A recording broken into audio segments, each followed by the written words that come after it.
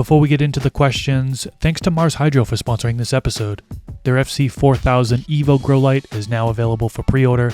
All of the grow lights in their Evo series have the new Samsung LM301H Evo diodes, which come in at 3.14 micromoles per joule. Discount code MrGrowAt10 will give you a 10% discount on any of their Evo lights. That's valid until October 31st on their website at mars-hydro.com, and the new FC4000 Evo is on pre-order until October 15th. I'll leave a link down in the YouTube description section below if anyone wants to learn more about it.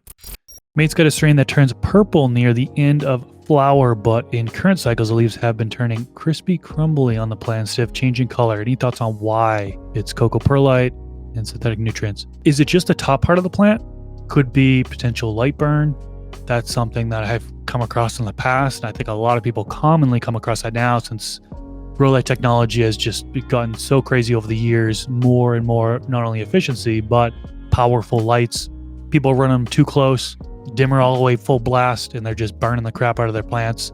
So if you're seeing that crispiness happen towards the top of the plant, starting at the top of the plant and working its way down, that's very well could be too much light there. Now you can do either two things, increase the light distance so there's less light, or some people will try to make more ideal conditions, whether it be adjustments to like a higher temperature, a little bit higher of a temp, 85 degrees Fahrenheit, upwards of 87 degrees Fahrenheit, typically making sure your humidity is dialed in, so your VPD is dialed in, CO2, supplementing CO2, and then of course having the nutrition you need, so a higher EC in the medium, and then you can take in more light. So those are things that kind of come off to the mind right off the bat, just by what you're explaining.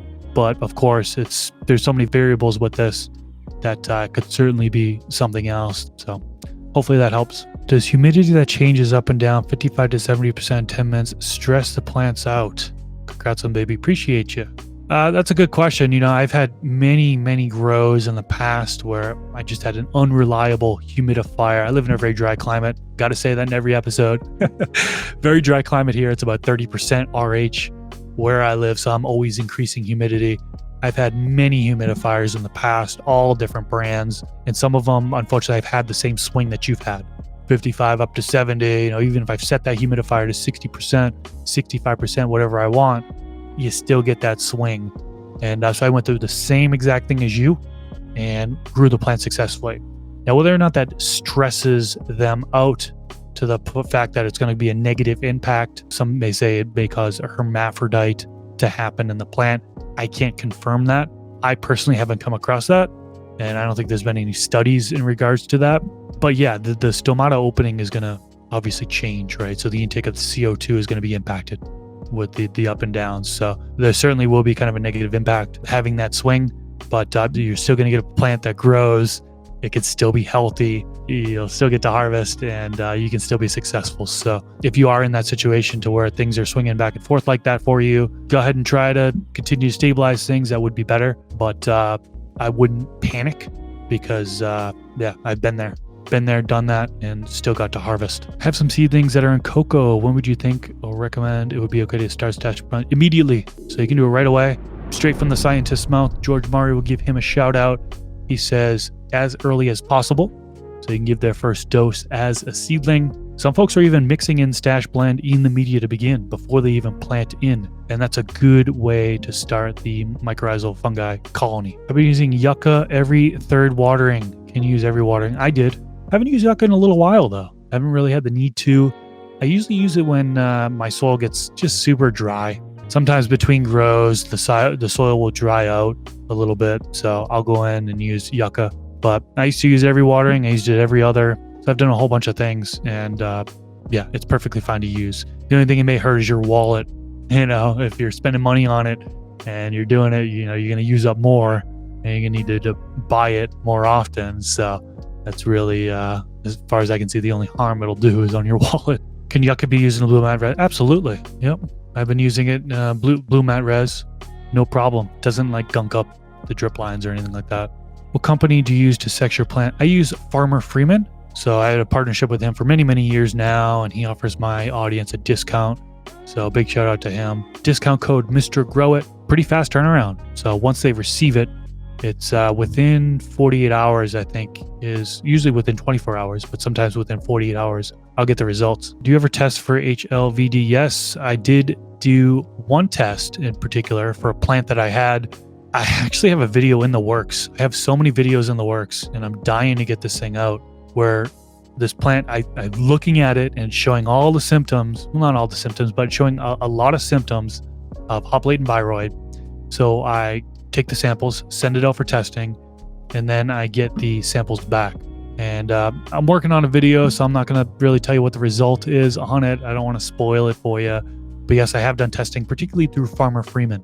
Is foxtailing stress? Does it reduce yield? That's a good question. I think some people will say it is stress, right? Too much heat is a form of stress, and it can cause foxtailing. Now, foxtailing is within some genetics. There's some genetics that they foxtail no matter what the temperature is. But in most cases, it's usually high temp, at least in my experience. Then I get the foxtailing come out. A good example of this is I grow curb stomper a couple different times. First time I grew it out, my temps were under control, no problem. Second time I grew it out, a little bit more sensitive. Ended up foxtailing. Now, it didn't destroy the buds. Like, I guess there's different levels of foxtailing, right? You could just get a couple foxtails come out of it, or you get the whole bud have foxtailing come out at all different angles. And I still had dense bud structure with foxtails. Quality was still there, and terps was still there, and all that stuff. As far as reducing yield, I would say no. I don't think it does any reduction in yield. Some may say it actually increases yield. I could see some people saying that, since there's more bud development happening during that. So I think it's a really good question, though. Recommendation for an organic dry amendment nutrient line. I used to use earth dust nutrients by the Green Sunshine Company, and I had some good success once I figured out how to use them. At first, I wasn't keeping the medium moist enough. And as many of you know, when you're growing organically, keeping the medium moist at all times is important, so the amendments can break down and be turned into usable nutrients for the plant. So earth dust, unfortunately, that company went under. That was a Green Sunshine Company. That's no longer being sold. I went over to Craft Blend by Build a Soil. Great success with them. Several years I've been running Craft Blend for. So easy to use. All I did was 1 cup per plant. Now, that was back when I was using 7-gallon containers.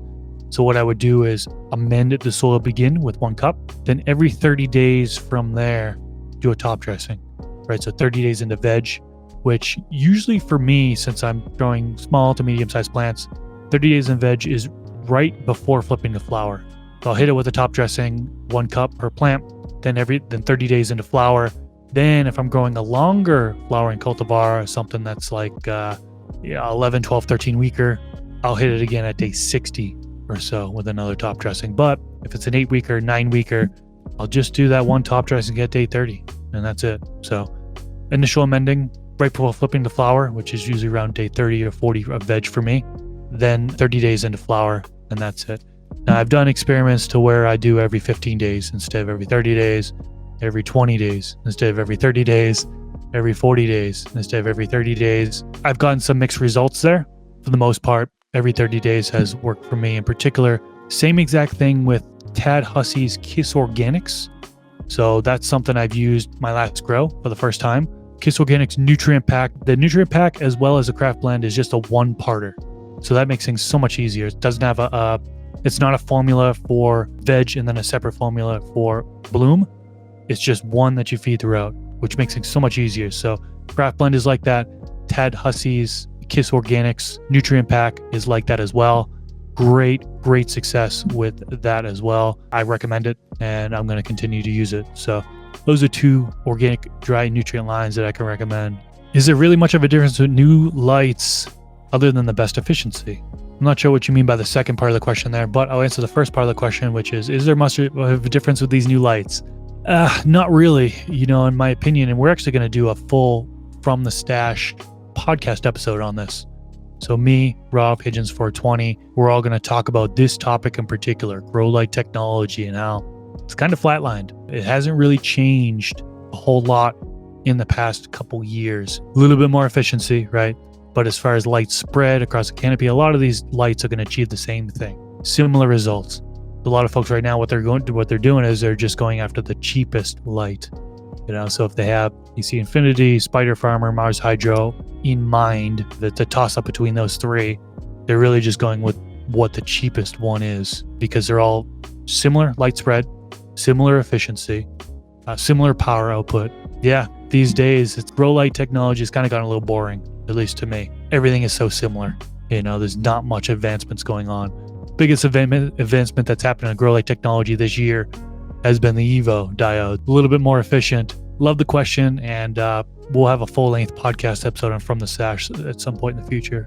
From Hawaii, is 60 to 70% humidity too much for the plants? Nope, not at all. And if you look at the VPD chart, not sure if you're familiar with VPD or not, Google it. There's actually a couple different charts out there. I go with the Pulse VPD charts. So if you search Pulse VPD chart, you should see 3 different charts.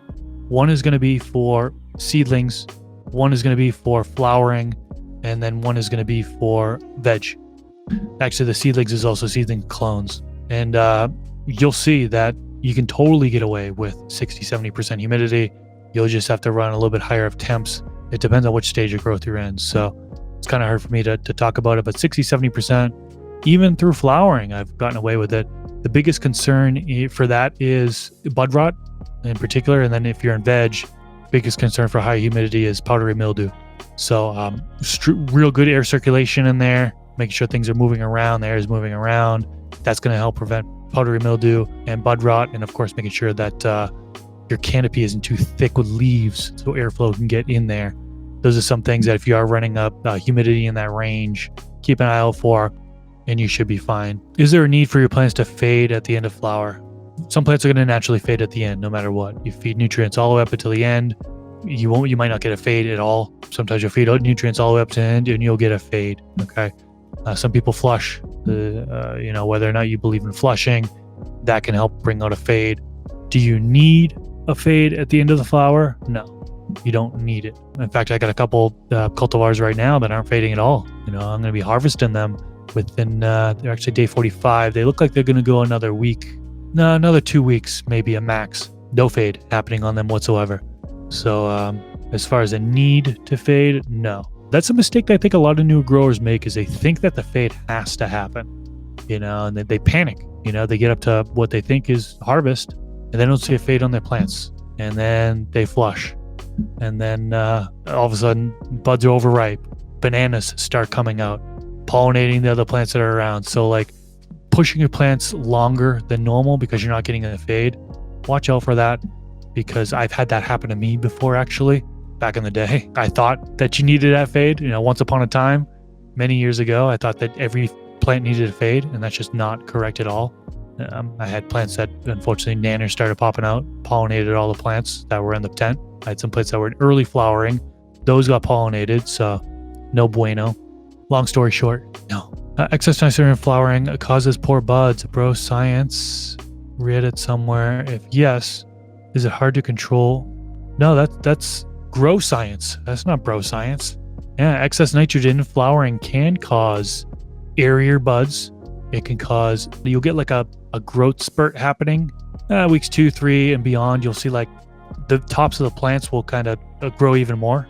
I've ruined crops because of excess nitrogen. I've told this story before, but I had 4x4 tent full of blueberry, overfed, nitrogen toxicity. I thought everything was good. This was way back, way back, and overfed them. Got into week 4 or 5 flowering. I'm like, these buds don't look right. They're like really airy. It doesn't look like any of my past grows. And come to find out, it was me just overfeeding, too much nitrogen in flowering. One of the things that was a contributing factor was CalMag. CalMag, along with my base nutrients. CalMag has, most CalMag has nitrogen in it as well. So it's not just your calcium, magnesium. Some have nitrogen in it. Some have iron in it as well. So really got to be careful on that. I've made that mistake in the past. I know people still make that mistake today. You could certainly get poor buds in flowering due to excess nitrogen. Absolutely. If yes, is it hard to control in organics? Yeah, it's not as common. Like I don't really get, I'll get some darker leaves that seems like it's like on the verge of nitrogen toxicity, but I've never had like bad bud structure due to too much nitrogen when I'm giving organic fertilizers. But you can absolutely overdo organic fertilizers, no question. Have you seen the autopot tray yet? Really want a few with aggressive fabric. I did see that. Yes. I'm anxious to get one too. I wonder what the size is. I didn't see what the dimensions were, like how big of a bed it actually is, but that looks like it's going to be really cool. I want to get my hands on that and try it. How was your honest experience in Dr. Bugby's class? Fantastic. I did it 2 years in a row. If he continues it, I will continue to do it. So for those that don't know, Dr. Bruce Bugby over at Utah State University, he has a course every fall. He's been doing it for the past couple of years. First, it was like 40 different presentations, I think. Now there's well over 60, I believe. Don't quote me on that. But there's a ton of different presentations on all aspects of cultivation. And I loved it. For beginners, I think it's a little bit too advanced. It's real deep into the science. I imagine this going over a lot of people's heads. The course isn't active right now, or actually it might be. We're in October now. Did he activate it again? Because I need to sign up. If he activated that again. Usually he activates it in September, I believe. But I would recommend it for those that are intermediate or advanced. If you're a beginner, it might go over your head. You might want to learn the bare bone basics to begin. And then if you really want to advance things, definitely take that course. I highly recommend it. So you get a cannabis cultivation certificate from Utah State University, and I passed and I have it. So definitely recommend that. What is considered a successful grow? I like this question. I think success is different for everybody. I think for some people, just getting to harvest is a success, right? Because there were so many things that could go wrong throughout the grow, right? You could get pest infestation and then have to wipe out your grow because of that, because it's just so much out of control. You could just have a lack of nutrition and your plants could just be dying out and you want to start over. So not successful there, right? So I think for a lot of people, just getting to harvest, especially with the new growers, I know when I first started growing, I just wanted to get to harvest. If there were some yellow leaves on there by harvest, whatever, as long as I was able to get some buds to smoke at the end, right? But my definition of a successful harvest is a plant that is healthy throughout the entire grow and getting to harvest as well. Pretty short answer on that one, but what's your definition of a successful grow? I would love to know that in the comment section below, because I think it's for everybody different. I feel like we're going to get a lot of different responses on this one. I know some people have a feeling are going to mention flavor. I think they're going to mention the cannabinoid content, things like that. That would be considered successful if they got what they were looking for. But yeah, I think it's different for everybody. That's a really good question.